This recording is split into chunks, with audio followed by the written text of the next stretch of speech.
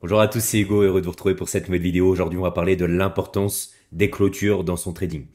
Que vous soyez débutant, là ça va être vraiment un game changer pour vous et même les expérimenter puisque attendre tout simplement une clôture sur une bougie peut complètement tout changer. Qu'on fasse ça, ce que je vous montre actuellement là, ou ça change tout un trading. Donc attendre les quelques minutes où ça dépend de la time frame, encore une fois, tous les concepts que je vous présente sur cette chaîne sont applicables sur toutes les time frames. Ça peut complètement transformer un trading et vous donner facilement la direction. Donc il est important de bien regarder cette vidéo jusqu'au bout pour pouvoir inclure ça dès la semaine prochaine. Donc l'importance des clôtures dans son trading. Petit aparté, même si je pense que la plupart des personnes qui sont sur cette chaîne, du coup qui est quand même assez avancée, connaissent ces principes, on va faire rapidement la chose. Ici, sur ma bougie haussière, qu'est-ce qu'elle fait cette bougie haussière? On fait l'ouverture ici, le plus bas. Ensuite, elle monte, elle monte, elle monte. Et avant de clôturer, elle descend un petit peu. C'est pas obligatoire, hein, mais globalement, c'est ça. Donc, l'ouverture est ici et la clôture est là. D'accord? Sur une bougie baissière, ouverture, on fait le haut, le plus bas et on clôture comme ça. D'accord? Si ici, on a une grosse rejection, comme ça, on a l'ouverture ici et la clôture là. Donc nous, c'est vraiment cette clôture qui nous intéresse. Comment va clôturer la bougie? Comment va clôturer ma bougie une minute? Comment va clôturer ma bougie daily? Ça peut facilement me donner la direction. Éviter aussi de prendre position un petit peu en FOMO alors que j'ai juste à attendre. Comment ça se passe?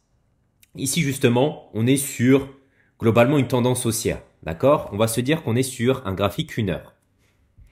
Je suis donc sur une tendance haussière. Ce que je recherche donc sur une tendance haussière, c'est des bas qui sont de plus en plus bas et des hauts qui sont de plus en plus hauts. Donc là, on fait haut, bas.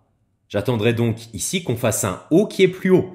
Mais comment on fait un haut qui est plus haut? Il faut qu'il soit confirmé justement ici par une clôture. Avec le corps, c'est le corps qui nous importe. Ici, vous voyez bien qu'on fait un haut qui est plus haut, mais avec la mèche. Le corps ici ne dépasse pas l'ancien plus haut. Donc la structure de marché ne change pas. Et même, et vous le savez maintenant sur cette chaîne YouTube, ici, qu'est-ce qu'on a si on a une bougie comme ça? On a tout simplement une prise de liquidité de l'ancien plus haut. Donc il faut faire super attention. Vous voyez qu'une simple clôture peut complètement changer votre trading et la direction, puisque là, j'ai donc ici un ancien plus haut. Vous êtes d'accord? Ici, j'ai un ancien plus haut et on relance une nouvelle expansion. Donc là, j'ai un haut. Si je clôture au-dessus, comme ça, avec le corps, qu'est-ce que ça m'indique? Ça m'indique une volonté du marché de pousser encore plus haut et donc de continuer cette tendance haussière. Donc là, si on clôture ici au-dessus, comment ça s'appelle? Ça s'appelle tout simplement une cassure de structure égale un BOS, Break of Structure. Donc là, qu'est-ce que j'attendrai si on clôture ici au-dessus? Tout simplement un bas qui est plus haut aussi. Donc là, par exemple, on a un fair value gap et je continuerai donc cette tendance haussière, comme vous le voyez. Alors que si, ici, avec cette fameuse bougie, on vient tout en haut là, comme ça. Donc là, la bougie est super, mais elle n'a encore pas clôturé. Là, pour le moment, je me dis, waouh, il y a vraiment une volonté de pousser à la hausse. Mais imaginez qu'il reste peut-être 10 minutes sur la bougie. Et là, vous lancez un buy car vous êtes dans le FOMO, vous êtes pressé. Et au final, la bougie, hop, finit comme ça. Est-ce que ça vous donne envie d'acheter maintenant? Absolument pas, super dangereux. Moi, je vois une bougie comme ça, je ne prendrai jamais d'achat et même, je me placerai plutôt en vente. Car là, ça m'indique tout simplement une forte prise de liquidité parce que le marché est monté jusque-là et est descendu jusque-là. Imaginez tout le chemin qu'il a fait par rapport à cet ancien plus haut. Donc là, on serait sur une prise de liquidité. Et qu'est-ce qui détermine justement le fait de savoir si on continue cette tendance ou on fait une prise de liquidité pour partir à la baisse? C'est justement attendre tout simplement la clôture de cette bougie. Ne soyez pas dans le FOMO. Si la bougie est super haussière, de toute façon, il est trop tard pour rentrer. Vous rentrerez ici à la limite sur un retracement, ou même ici plus bas.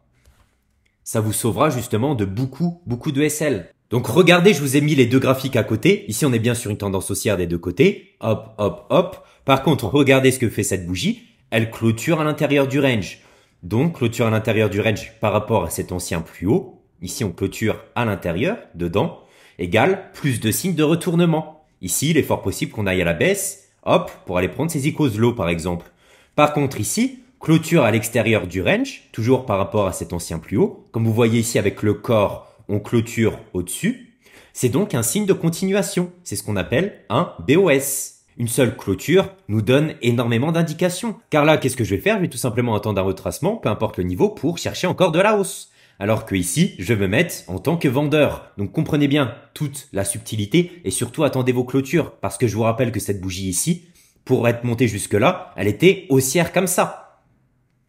Et ça, je l'ai vu plein de fois. On croit vraiment que le marché va partir à la hausse. On est limite un petit peu dans le FOMO. Et d'un coup, renversement complet, et elle clôture comme ça. Donc comprenez bien que les clôtures sont super importantes pour vous donner la structure de marché, éviter les bêtises et vous donner la direction future sur le marché. Et ici, exactement la même chose. Regardez ce qu'on fait par rapport à ce plus bas. Ici, on va fortement à la baisse, donc on a bien rejeté le niveau en haut. Mais ici, on refait la même schématique.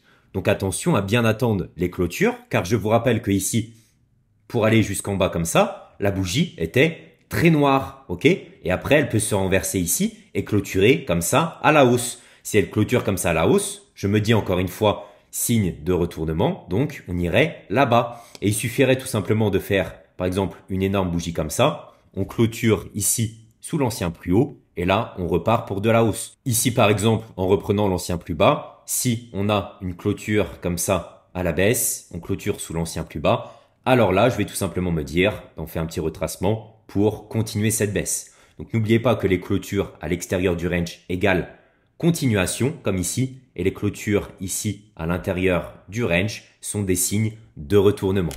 Et au final, cette vidéo, c'est aussi la structure de marché, puisque les clôtures, si on a un signe de continuation et de retournement, c'est aussi la structure de marché. Mais c'est pour vous imaginer la chose et aussi l'importance de bien attendre les clôtures. Regardez ici. Qu'est-ce qu'on fait? Ici, par rapport à cet ancien plus haut, hop, hop, qu'est-ce qu'on fait? On clôture avec le corps au-dessus. Ici, on clôture pas à l'intérieur du range. On n'a pas une bougie comme ça. Donc là, c'est signe de continuation. Ici, on retrace. Ensuite, qu'est-ce qu'on fait par rapport à cet ancien plus haut? Exactement la même chose. Regardez avec le corps, je clôture bien à l'extérieur du range. Signe de continuation. Donc là, le marché va retracer sur un niveau. On continue. Qu'est-ce qu'on fait par rapport à cet ancien plus haut? Ici, on clôture avec le corps, etc., etc.